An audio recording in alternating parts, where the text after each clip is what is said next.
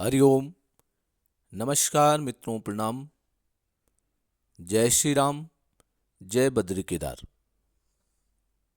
मित्रों, एक बार पुनः आपका स्वागत। इस कार्यक्रम में पुनः आपका एक बार स्वागत कर रहा हूं।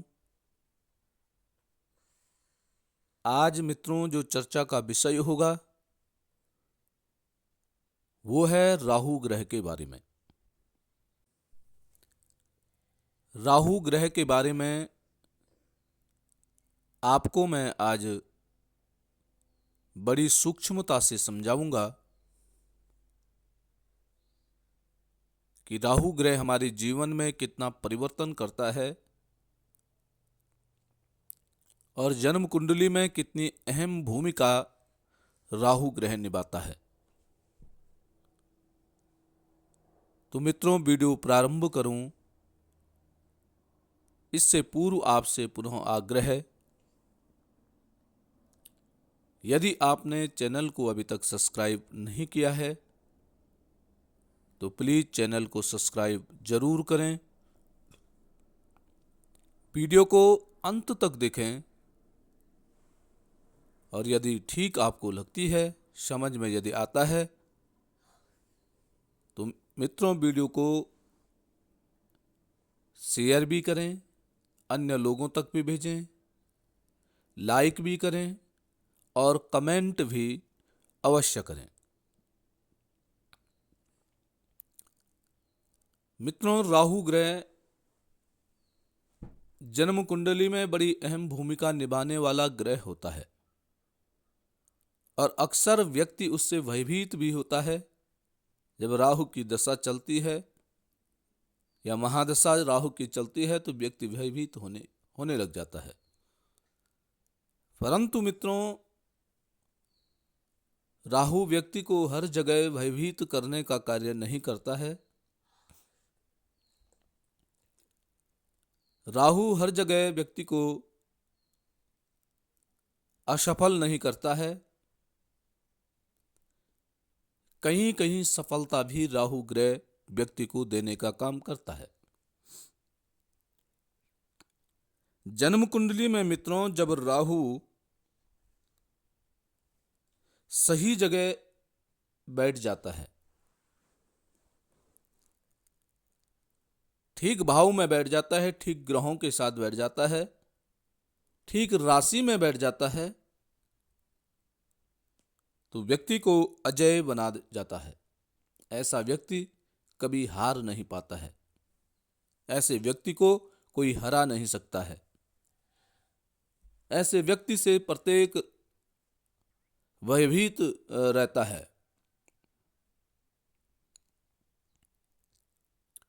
अक्सर राहु का यह है कि राहु भ्रम देने का काम करता है।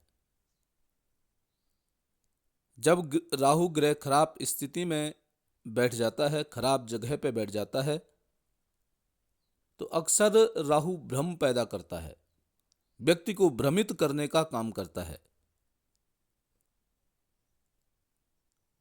राहु यदि खराब स्थिति में कहीं बैठा है, जिस भाव में बैठा है उस भाव से संबंधित कार्यों में, उस भाव से संबंधित रिश्तों में भ्रम पैदा करने का काम करता है। और जब आदमी भ्रम में पड़ता है, भ्रमित हो जाता है तो उस विषय को लेकर के चिंतित हो जाता है। और जब भ्रम, चिंता, चिंतित व्यक्ति रहने लग जाता है तो वह काम आपका ठीक नहीं हो पाता है, क्योंकि राहु जो है व्यक्ति की मन की परीक्षा लेता है, मन को भ्रमित करने का काम करता है। परंतु वही राहु मित्रों यदि ठीक स्थिति में है, अपनी मित्र राशि में है, तो वहां राहु अच्छा फल प्रदान करता है। अब सही भाव कौन से हैं? तृतीय भाव, छठवां भाव, आठवां भाव और 12वां भाव। इन भाव में राहु ग्रह यदि बैठा हुआ है और राहु ठीक स्थिति में है, अच्छे मित्र राशियों की दृष्टि राहु पर पड़ रही है,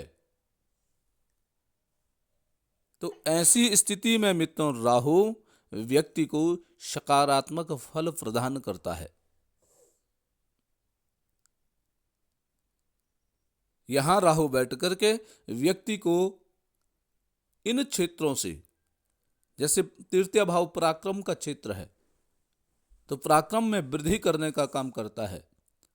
छठवें भाव शत्रु भाव है, रोग भाव है, रोग प्रतिरोधक क्षमता ऐसे व्यक्ति की बहुत अच्छी होती है। अष्टम भाव मृत भाव है, प्राचीन तत्वों का खोज का भाव है। यदि व्यक्ति, ऐसा व्यक्ति जिसका अष्टम भाव में राहु बैठा हुआ है, यदि किसी विषय के पीछे पड़ जाता है, किसी विषय को के प्रति यदि व्यक्ति सचेत होकर के कार्य करने लग जाता है, तो उस विषय में परिपूर्णता हासिल करने वाला भी राहु बना देता है। व्यय भाव, यदि व्यक्ति सोच विचार करके कोई कार्य कर रहा है तो वहां उसको सफलता प्राप्त होती है।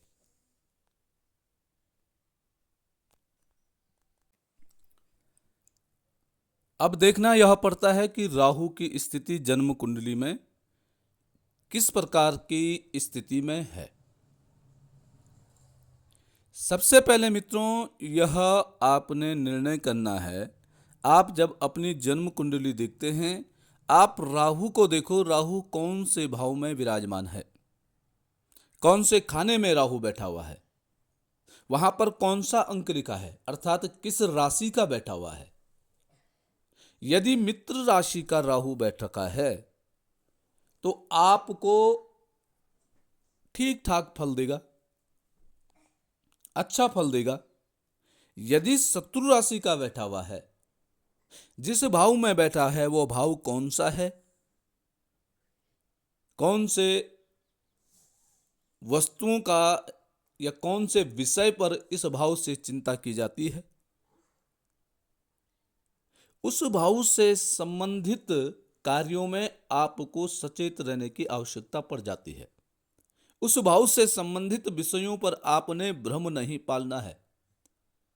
यदि आप भ्रमित हो जाते हैं, मन में भ्रम हो जाता है, तो आप हमेशा ये याद रखिए कि यहां मेरा राहु भी बैठ रखा है, कहीं ये भ्रम तो नहीं कर रहा है।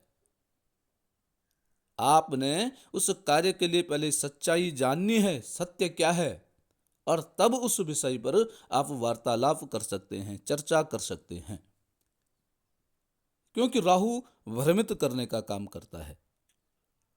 अब जैसे सबसे पहला है लग्न में जब राहु होता है। अब लग्न का राहु मित्रों बहुत अच्छा होता है, व्यक्ति को निष्ठावान बनाता है, व्यक्ति को हिम्मतदार बनाता है। कोई कार्य करना है तो रिस्क लेने वाला ऐसा व्यक्ति होता है, भयभीत नहीं होता है, कार्य को प्रारंभ करता है, सब कुछ बढ़िया होता है। परंतु उसकी दृष्टि जो है सप्तम भाव पे पड़ जाती है, और सप्तम भाव होता है दाम्पत्य का भाव, सप्तम भाव होता है पार्टनर का भाव। वहां आप फिर धोखा खा जाते हैं, क्योंकि मैंने कहा था कि जो दृष्टि होती है, सप्तम दृष्टि जब सप्तम भाव पे राहु की पड़ जाती है तो वो दृष्टि अच्छी नहीं होती है। वहां क्या हो जाता है, राहु भ्रमित व्यक्ति को कर देता है।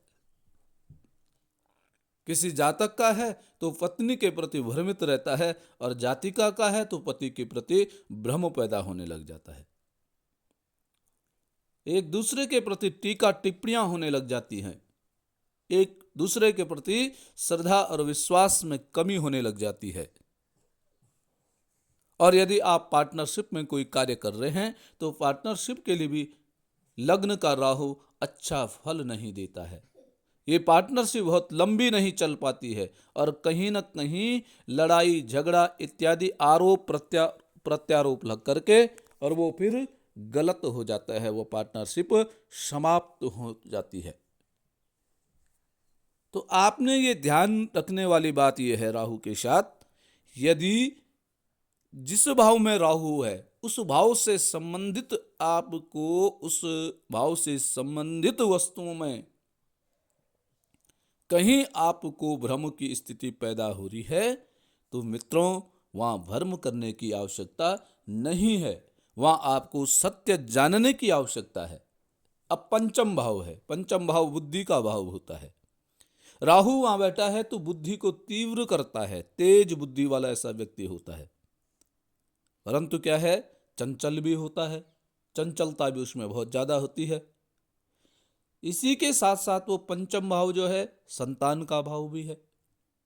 अब व्यक्ति क्या होता है, बुद्धि तीव्र है तो संतान के प्रति भ्रम पैदा हो जाता है, बच्चों के प्रति उसके मन में कुंठित भावनाएं, भ्रमित।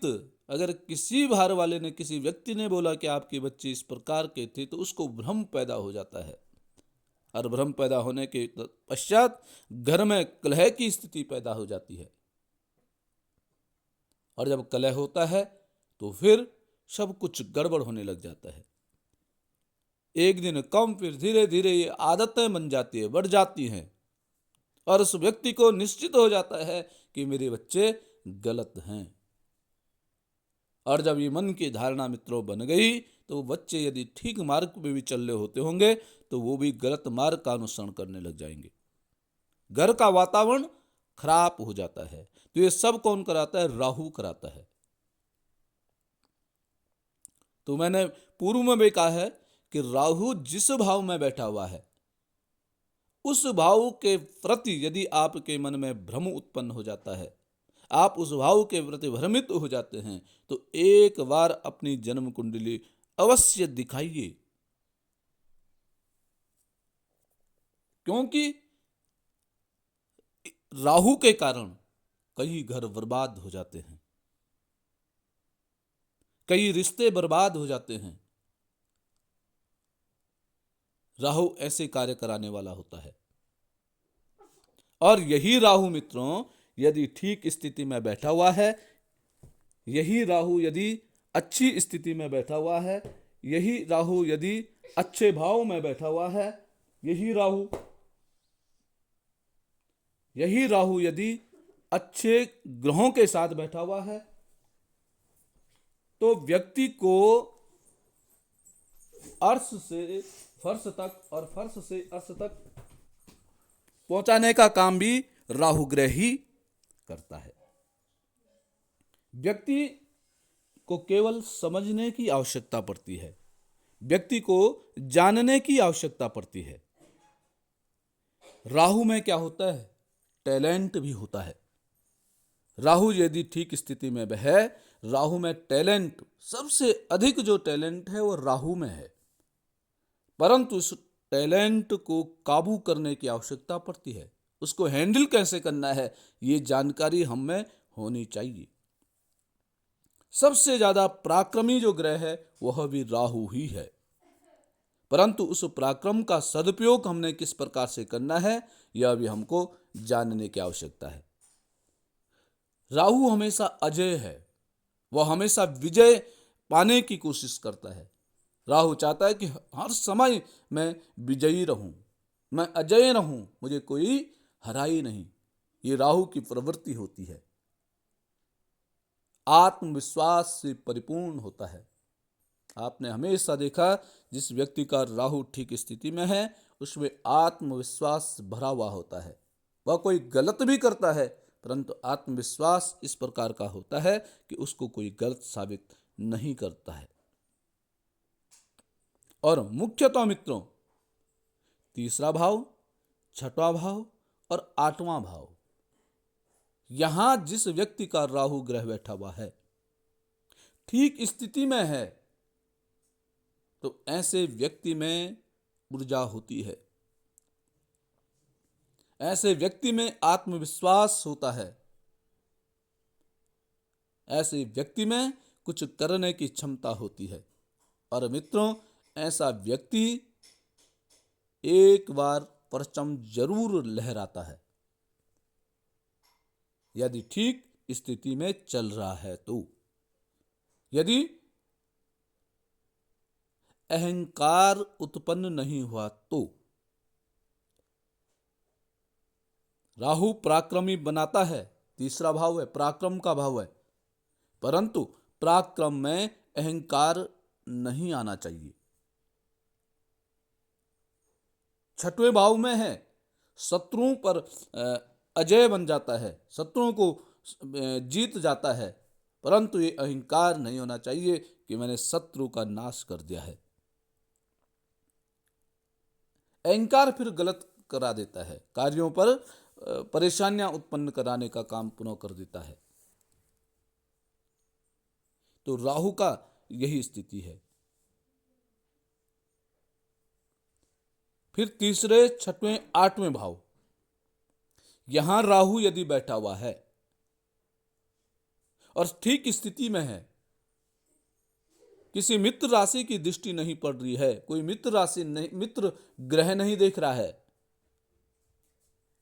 तो ऐसा व्यक्ति जो है कहीं भीड़ में भी है, तो भीड़ में भी ऐसा व्यक्ति अलग चमकने वाला होता है, अलग ही चमकदार ही उसकी छवि बना देता है यह राहु।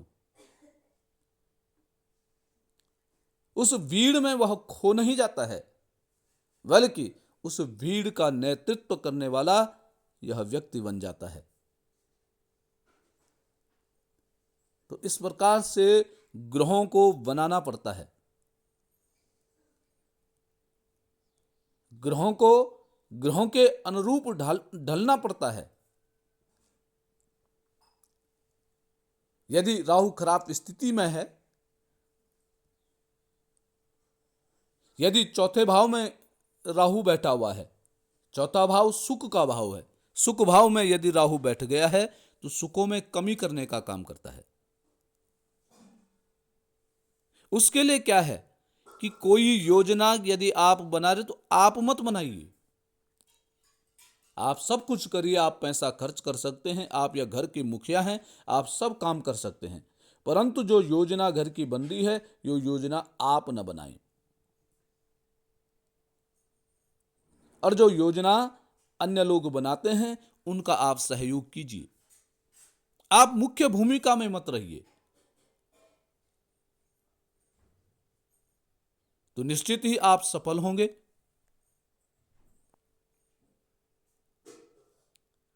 जिस भी भाव में राहु ग्रह बैठा हुआ है, वहां के उस भाव से संबंधित विषयों में आपको अच्छे परिणाम नहीं मिल रहे हैं, तो वहां उस भाव से संबंधित कार्यों में आप मुख्य भूमिकाएं न निभाएं, वहां आप पीछे रहें। घर के जो अन्य सदस्य हैं उनको आगे ला करके आप काम करें। कई बार आपने देखा होगा कि किसी रिश्ते की, जैसे कोई रिश्ता है और वहां आप बार बार जाते हैं परंतु वो बात नहीं बन पाती है, और यदि कोई तीसरा व्यक्ति उसमें आ जाता है तो वह सुलह करा देता है। तो यही ग्रहों का खेल है। इससे यही होता है कि हो सकता है आपके ग्रह उस व्यक्ति के साथ मेल नहीं खा रहे हों, तीसरा व्यक्ति आया, उसने छोटी सी बात का सुलह कराया और वह रिश्ता आपका फिर ठीक हो गया है। तो यही कार्य हैं मित्रों सुलह कराने के। ऐसे ही आप प्रत्येक कार्य को कर सकते हैं, प्रत्येक कार्य में ऐसी ही भूमिका आपने निभानी है। तो राहु को क्या करना है, देखना है, परखना है, किस भाव में बैठा हुआ है, कैसे उस भाव से संबंधित विषयों में कैसे फल आपको मिलते हैं, उन सबको समझना है। राहु की दृष्टि कहां पड़ रही है, क्योंकि दृष्टि का भी दोष बहुत अधिक होता है। इन सभी विषयों पर बारीकी से चर्चा करके और तब आपने राहु के लिए उपाय करने हैं। राहु का उपाय सबसे पहले, सबसे सुंदर सरल उपाय यही है कि बुद्धि को एकाग्र करना है, और बुद्धि को एकाग्र करने के लिए भगवान शंकर का पूजन करना है। एकाग्रता लाने के लिए शंकर के भक्त आप बन सकते हैं, शिव भक्त बन सकते हैं। शिव भक्त पर राहु का प्रकोप कम होता है। शिव भक्त पर राहु प्रकोप बहुत ही कम करता है, अर्थात नहीं करता है।